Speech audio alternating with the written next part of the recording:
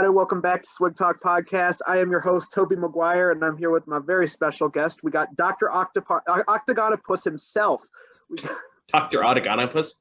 That's an old YouTube reference for anyone that remembers Laser Collection. Oh my god, it's Alfred Molina. Dr. Octagonopus. For real, we got Michael, the comic nerd, on YouTube, a very close friend. We've been following each other for a while now. So how you doing, man? Doing all right. Just happy to be on here. This is actually my first ever podcast appearance, and something I'm starting to try to do more of. So thank you so much for having me. No problem. Anytime, man. Trying to help build up the fellow online community. Much appreciated. All right. All right. So first question is, before you started getting into content creation, what was your life like exactly? Like, how'd you get into comics and movies and all that kind of stuff? I mean, a lot of my content creation journey, which is like, that term has such weird connotations. Because I started making videos when I was 16. And I'm 29 now. So I've been doing this for 13 years. And it started out, I've taken in, like, okay, the most flattering way I could put this is I've basically been ripping off people that I've liked for many, many years until I kind of find a voice within them. So it started out, I think the first Comic-Con I ever went to was when I was 16. And I decided, like, I was a fan of Tobuscus at the time. By the way, the people I followed then aren't really great people to follow now, so keep that in mind. Yeah, I totally understand that. Same here. So, and you can still find them now. They're god-awful. I record them on, like, in the shitty little digital camera. By the way, can we swear on here? Yeah, go right ahead. Fuck it, yeah. So it's shitty little, digital camera. I didn't know what I was doing. I was trying all these weird gimmicks, and, like, I did it for a little while. Like, none of it was really working. Okay, so let's get this thing started, shall we? I am going now with the hip kids and trying to make my own video blog. So eventually moved on, got a couple years of that, and then moved on to like doing like nostalgia critics type stuff, which I did for a while. Again, this was years before the whole change the channel movement came up. Keep in mind, so we're talking like early 20s, give or take, and I did that through college.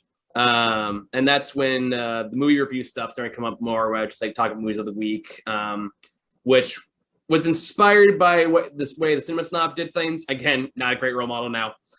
A lot of asterisks to this story. And but basically all that boiled down to, every single one I ever did was basically looking at, I was like, well, that looks fun. I want to give that a try. So I would just kind of teach myself how to do it. And I would just give it a shot. And the movie review stuff that I still do now, very much came about as a introvert's way of making and maintaining friendships. Because a lot of the people I made those videos, especially like in season 1 and going stuff, are people I still talk to regularly today. That was like 10 years ago. So a lot of it's a case of, well, let's see, I'm socially awkward. I don't really know how to talk to people. So I'm going to ask these people who I know are massive movie nerds to talk about movies with me. And we're just going to use that excuse to hang out on the regular. And that's what we've been doing ever since. So it still works out pretty well. They're all family to me. It's been a great run. But what we kind of fell into, like the movie stuff I do now is mostly just for fun. I don't really expect to get huge on that alone. Where the big stuff we started doing now, after the nostalgia critic stuff just kind of became too difficult to do. I wasn't really happy with the direction I was going with it. It was starting to get too gimmicky, too like just like run of the mill. And I was kind of like, and it's too much of a pain in the ass, because like editing all that shit like took hours and hours and hours on shitty software, and it would always crash, and I would lose tons of data. It just became a whole nightmare to do. And where the turning point came about was after Batman vs Superman came out, oddly enough. And I know this is where it gets more interesting. This is where it gets more interesting from this point, where I was talking with we did a review with my friend Grant and a friend of his, and we did not really get along that day. And not Grant, his friend, because he kind of got into an argument. He was kind of very cynical. He was talking about how like Superman's a boring character and stuff like that. And up to that point, I wasn't that big of a Superman fan. Now, up to that point, I was huge into comics. The reason for which is an even longer story we can get into later if you want to. Okay. So put a pin on that thought for now. But like, I wasn't that big of a Superman fan at the time. So it kind of, but something about that conversation really bothered me. So I was like thinking later that day, it's like, okay, what is about Superman that like he would not be interesting. Like, it wouldn't be boring if he was still like, if he was boring, he wouldn't exist anymore. Like, nobody would care. You just fade into the zeitgeist. But clearly, something was keeping him around. So I was kind of starting to ask myself that question. And that is when the most popular video that I still do to this day, so one of those popular things I ever created, which was why is Superman such a special character? That was one of the first video essays I ever did. I wrote it and edited it in like 4 days. And a lot of it was very spur of the moment, very spontaneous. Like, it was one of those, like, I'm just going to try this. I don't know if it's going to work. We're just going to try. I'm just going to throw it out there and see what happens. So I throw the video out. I do a couple ad runs on there. It doesn't get a lot of traction. I kind of drop it and forget about it. Fast forward like 2 years later. And this video explodes. And that is because the 50 Superman video, like animated video on the DC channel was running that time. And that my video got put into like the recommendation list, which suddenly brought huge amount of tractions for that particular video. And that kind of sparked an idea, which is like, oh, people like this kind of thing. And this is something that allows me to express it inside of myself. Never use them to impress anyone or to show what a man he is or what a god he is. He uses his powers in the most humble way possible, and that's what makes him a wonderful character. And before we go into this, I need to talk about, I realize that this is a long answer to one question. Okay, go for it. No, this is good. I like this. So I have to give special credit to one of my closest friends and who I consider a mentor, Ron Johnson. He goes like Philocipher, or like he has a Twitch channel. I'm gonna look it up later because I'm blanking on the name right now, and I'm gonna feel bad. I think it's like RJ Wayne. You can look it up on Twitch. I'll definitely put it in the description.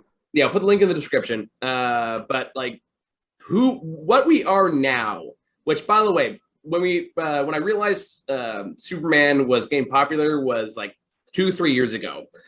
We had like 300 subscribers by then. Fast forward 2 years, we're now close to 3,300. So you can see the difference of shifts from that point.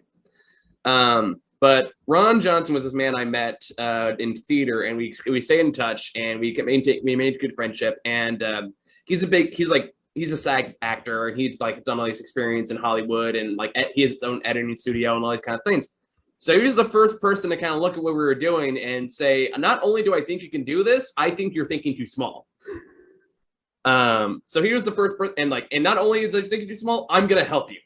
So after a lot of convincing, because I was very stubborn about letting people do work for me for a while, he finally talked me into letting him take on editing positions for some of the content. That's where like our intro comes from.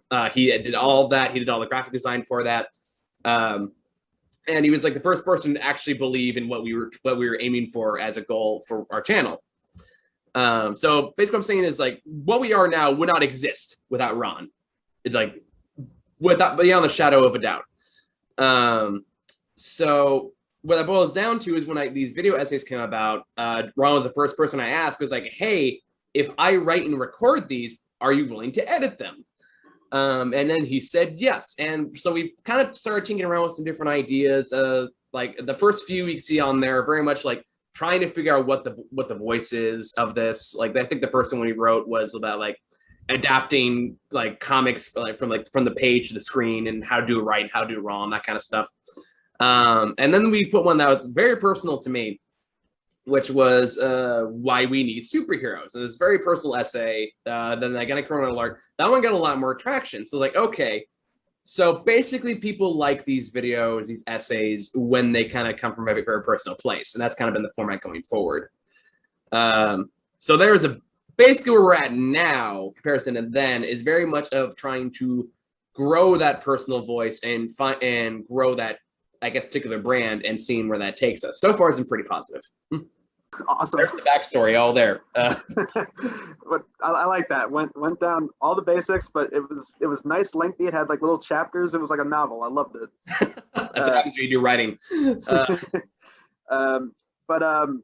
So yeah, once you got into the movie stuff, like I guess we should start with like, unfortunately, start with the like kind of early Costa Critic, Nostaglia Cricket style shit. I only saw like a few videos remaining from there, and it seems like one of the running gags from that was the one that still pops up in my feed is the Catwoman one, which that one's still funny just because that movie's fucking hilarious. Oh, my man. god. It's gonna probably run into that is copyright issues. That was one other reason we stopped doing it. Is YouTube like the reason that a lot of them aren't there is because YouTube took a lot of them down. But the Catwoman one, God bless it, still standing. So that was Catwoman. And you know what? I liked it. Me too. I was really surprised. The running gag that you had through a lot of them was that you are one of the movie critics out there that fucking hates Anchorman, and a lot of people say that's one of Will Ferrell's best, but it's like, shit, man, yeah. Like, I just found it so fascinating. It's like, not from a disagreement standpoint, but like, you were one of the people that put your foot down and was like, look, I know people like it, but I can't stand it. And I still can't. I respect it, man. I mean, even if we disagree, I think it's good that people stand up for their opinions and say, man, if they don't like a movie, even if people seem to like it, I respect it, man. That is not tempered with age. Since the Anchorman video. I take it you hate other Will Ferrell movies like Step Brothers. Fucking hate that movie. It's not my style of comedy. I have nothing against it. If people like it, sure. To me, I think the reason I didn't like any movies like Anchorman or Step Brothers or anything along those lines is because it felt like bad improv by a director who didn't know when to say cut. And like that's what's that's what I fucking hate about Anchorman in particular is because there's a lot of scenes where just these long awkward pauses and like they clearly don't know what they're saying. There's no plan ahead, which is fine if you have good improvisers running the scene. But there's parts where it's like a character will make a joke and the other character will go like, that doesn't make any sense. So it's like, that is bad improv. Adam Sandler and Seth Rogen movies are kind of the same way. I mean, is it fair to say they're kind of like all lumped in the same? Because like it's always like it's all these movies where it's like they get like you got the main guy is a wacky character. They spitball together in improv class, and then you got like cameos from like SNL, Mad TV, Comedy Central, like all these different comedy troupes and TV shows. That's what all of them feel like. I mean, it's what it really kind of boils down to, especially in Hollywood, is a lot of these actors get pigeonholed into certain roles, which is not new information. Everybody knows this. The problem I have is when you see those actors remain in those roles, when you know they can branch out. Adam Sandler is a kind of a shining example of this because we've seen Adam Sandler capable of acting. I mean, he was nominated for an Oscar, if I'm not mistaken, like for Uncut Gems a couple years back, which was a great movie. But he also knows that he can basically go on a vacation on Hollywood's budget. So he makes like I don't know what are fucking Adam Sandler movies like. One of the best things that ever happened was when he went to Netflix, so I don't have to watch any of his goddamn movies anymore. You didn't see Hubie Halloween? That fucking train wreck. Hubie Halloween, which I didn't hate it as much as some of his other ones, oddly enough. But wow. Which is saying something because I can at least there was like a semblance of a joke in there somewhere. Yes. I'm judging by Will Ferrell standard. Not Will Ferrell. Adam Sandler standards. So okay, they're basically the same. Because I sat through Pixels. I sat through God knows how many Medea movies. Those aren't Adam Sandler. A similar vein of just like god awful, lazy, hackney comedy by people who obviously don't care. Exactly. Yeah. But like I know like actors like Will Ferrell and Adam Sandler can genuinely act, but that's why I always tell people is like their voice work is usually better because they have to try more. Yeah. But it's more just they get pitching these roles and they just don't. I don't want to say they don't care enough, but for one reason or other, they just can't branch outside of it, and that to me that's really unfortunate to see as an actor. Yeah, I agree. I guess in a similar vein, because once you move past those type of reviews, you moved on to just like this is sort of like the new style everyone likes to do, which is the movie vlog, shooting the shit, just casual conversation type stuff. What would you say are some of your favorite and least favorite movies to watch with your friends and talk about? Oh God, I mean we've been doing that for 10 years, so like that's a long list to go over. I say one of my favorite like bad movie experiences that I will subject anyone to if they'll let me is Kirk Cameron's Saving Christmas. which is one of the worst garbage fire movies I've ever seen in my life, but it is batshit insane, and I adore it. It's the only bad movie like that I own on DVD. So I can like, no, you're not gonna believe me until you see this. So like, I've made like 5 of my friends sit through that piece of garbage, making drinking games out of it. That's one of the best. Okay, this is not a God movie. This is a fucking episode of Curb Your Enthusiasm that never got put on the air. Just wait. It's about to get a whole lot better / worse. You're talking about beating the crap out of them. That's what my mom says when she's gonna whoop me when I was a child. You want me to take you out of the back? What is he saying? What context? Your mom was like, I'll take you out to the parking lot. Yeah. Man, mommy, I just saw him. Yeah, I did want to go like him. The fuck did you just say? Video movies are still the worst. Like that is a frustrating case. Because I know I think for the last one was like Boo Medea Halloween. No, it's Medea Family Funeral. And God, that was a thing. Medea's Family Funeral. Like I remember we did the best and worst list of that year. Muha put Rise of Skywalker as the worst. I didn't hate as much as he did, but he was mad. He was like, my number one. I said my number one is not Rise of Skywalker. Is like, how? What could possibly be worse than Rise of Skywalker? I want to hear it from you. What could possibly be worse? I said Medea Family Funeral. He goes, fair. Oh, that's awesome. But yeah, those are always like an hour and a half that feels like eternity, and you're sitting there, you're miserable, and you're in an audience that is laughing. You don't know why, because there's no jokes actually happening, just people making obnoxious sounds with no rhyme or reason, and it's perpetual noise without purpose. Yeah, I mean, it also feels like, from the few Tyler Perry movies I've fucking sat through, like some of the serious shit, which is just so unintentionally fucking funny, and like fucking Temptation and him trying to be an action star and Alex Cross, it's like shit. I didn't see Alex Cross. I have a great story about Temptation actually, because that was season 1 of their video review series, and I saw my friend Chris, who recently came back to the show. So he's doing reviews again. But we're sitting in this theater, and we had this crappy old college theater that was like right off by campus, and we just go over there and get like cheap tickets every week. Again, this is 10 years ago. This is back when like it wasn't all just AMC. And we're sitting in this crappy little theater. We're watching this god awful movie, and you've seen it, so you kind of again where the plot was. For those who don't know what Temptation is, Temptation was this movie about a woman who basically gets raped on an airplane by this rich aristocrat, and this is played as romantic, and she was really saying yes, but while she was saying no, it's really horrific in hindsight. But the next day after the sequence happens, she's in his massive apartment, and she comes out and she's talking with the rich dude, and the rich dude says something like, "I can give you anything you want, but you have to be with me." To which the woman nonchalantly says, "What do I do about my husband?" And some woman behind us just yells out, "Bitch, what?" Like as loud as she can. Instantly, all of us just bust up laughing. This is a fairly and we just start laughing our ass off. And from that point on, it is the closest to Mystery Science Theater I've ever experienced, because everyone turned on the movie in a heartbeat. Everyone's cracking jokes. One person's like, "Oh, don't go in there," that kind of shit.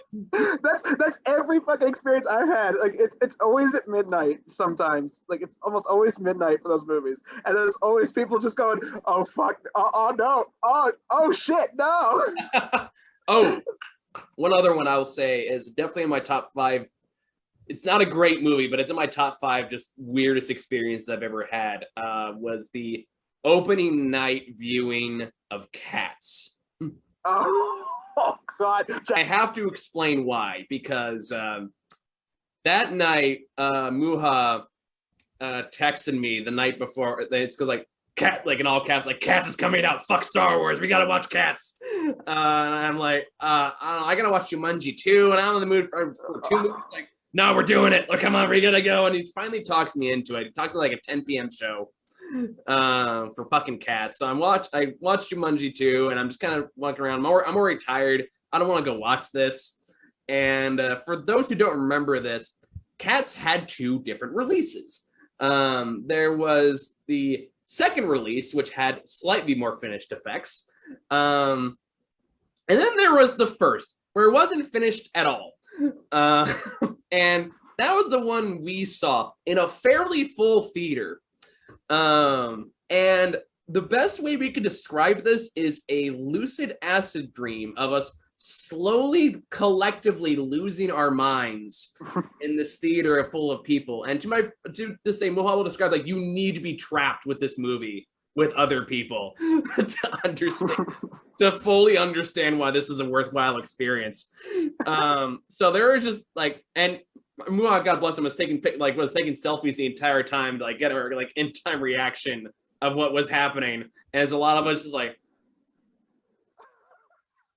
and all these different expressions, like there's the intro to that video for Cats is our real-time reaction to the part where Judi Dench just starts talking straight to the camera. And we're just like, no, just actively rejected it. And the rest of the video is just active, like right after watching it. So we're losing our minds.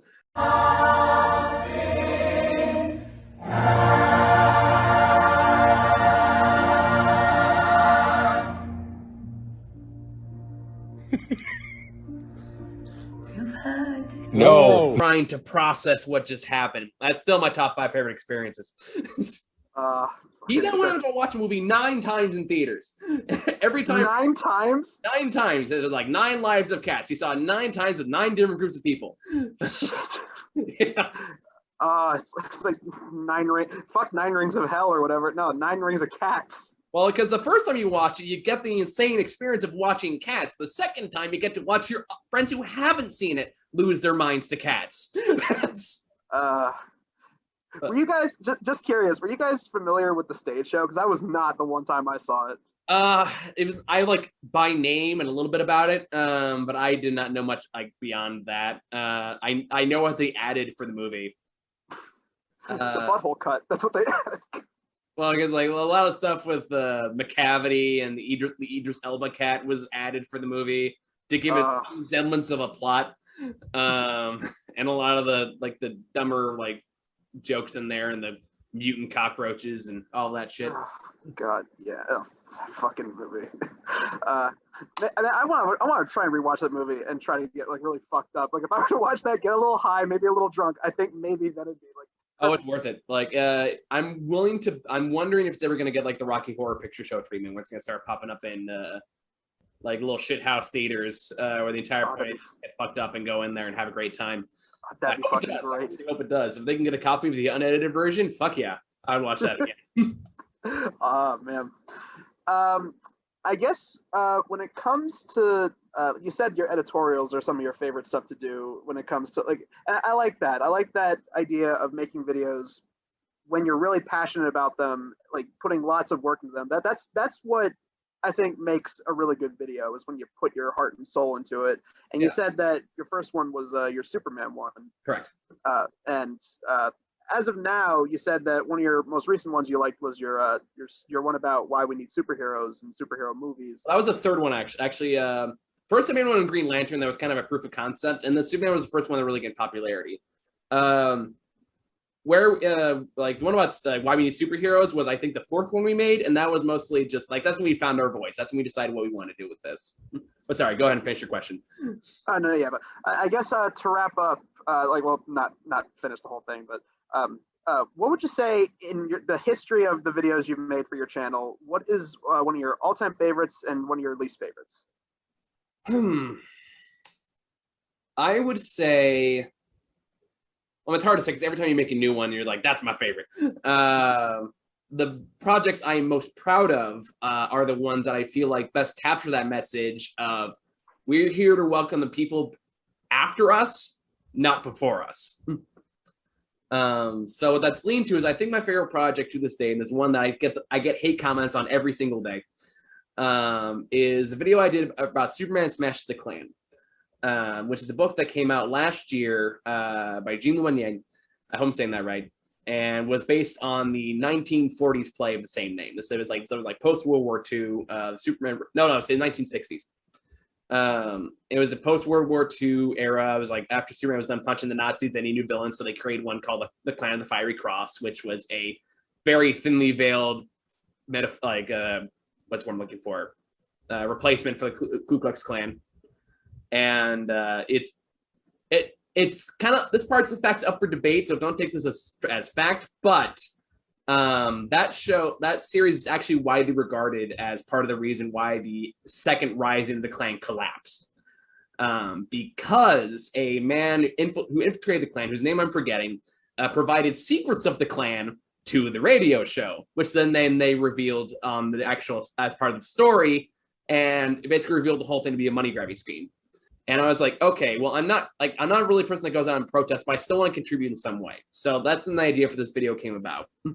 And I wrote it in 4 days, and it's the longest video I ever wrote. So basically, you would like work for 8 hours during the day and then write for 8 hours in the night. It was the hardest I've ever worked to get this done. And then we recorded it and sent it out, and basically it talks about like history and like the actual story, and basically how it goes to like what it means to be an American in the modern day, and how it means it includes everyone regardless of whether or not you're immigrant or not, because Superman started out as an immigrant, not as an alien. Well, he was still an alien, but like metaphorical alien, because the creators of Superman, I don't know if you know this, were descendants of Jewish immigrants. Yeah. So Superman in his original form was meant to be a metaphor for an immigrant who came to America and became everything that America stands for. So I thought of recontextualizing that story for the modern day and in this modern context was very appealing to me. So that one was like one of the hardest I've ever worked on one of these, and it's, I think, probably a second or third most popular video I've ever done, and I get hate comments every day for it. And the one I would say, if I can go back and change one, it's also a political one, but to a lesser extent. I did one on Captain America, and Captain America, and like why, basically it's like why he doesn't agree with America, but I definitely try to make a more centrist approach to it at the time. But that's because I didn't know nearly enough about those topics as I do now. So I feel like a lot of it kind of came from a place of ignorance. That's not to say it's a bad message in and of itself, but if I were to go back and do it again, I would have added a bit more context and a bit more historical not necessarily revision, just added a bit more interesting cultural analysis into it. Okay, all right. So yeah, I that's usually the last question is a least favorite video. So I guess to wrap up, is there any specific videos you have coming up in the pipeline aside from whatever movies are coming out to talk about, and also social media plugs if you want to do that? All right, sure. So I would say I got one video coming out next month. It is about an indie book called Judas, which is a recontextualization of one of the most famous villains in the Bible. That is actually very personal to me, so I'm very curious to see how that video turns, how people respond to that one. I have one based on Sinestro coming up in, I want to say September, October, so happy Halloween. And one I'm currently writing, it's kind of the follow-up to the Superman Smash the Klan video. I'm working on a video about the Wonder Twins, which is like the old, like, if you remember Super Friends, like the Hanna-Barbera cartoon from the 60s. Oh, vaguely. Oh, God. If people watch this, Google it, you'll find it. But basically, it's like these really corny characters that this author named Mark Russell recontextualized to be have this massive social commentary. And I've spent the last 7 months studying and trying to understand the larger social issues behind it and writing about it. It's 13,000 words long, and I'm not even close to done with it yet. So it's going to be a mother when it's finally done. But I'm really excited to see how that turns out. So those are look out. Other than that, we'll still do weekly reviews in between those. So worth checking out. So you want to go look for Ellsworth J on Twitch. It's best way to find him. I'm always looking at Phyllis Cypher on Spotify. He has a new song, new single out. That's pretty good. And you can also find him on Twitter on the Hip Hop Gamer. Otherwise, you can find me obviously on my channel, youtube.com/VenomCarnage. I'm also on Twitter at MTCN_reviews. And yeah, that's all I can think off the top of my head. So awesome. And as for me, I got a new MC Swigga song in the works. Obviously, I got an original track. Also, I got a parody coming up.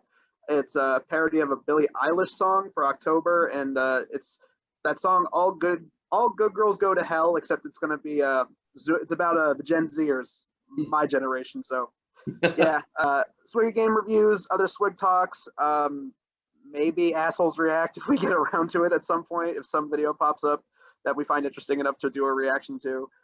So yeah, lots of stuff. Obviously, all these links will be in the description. And once again, Michael, thank you so much for coming on and being a guest. It was great talking to you. Oh, thank you, Abby, Stevie. All right. Thank you all so much. Bye. And you stay classy, San Diego. Fucking reference. God damn it.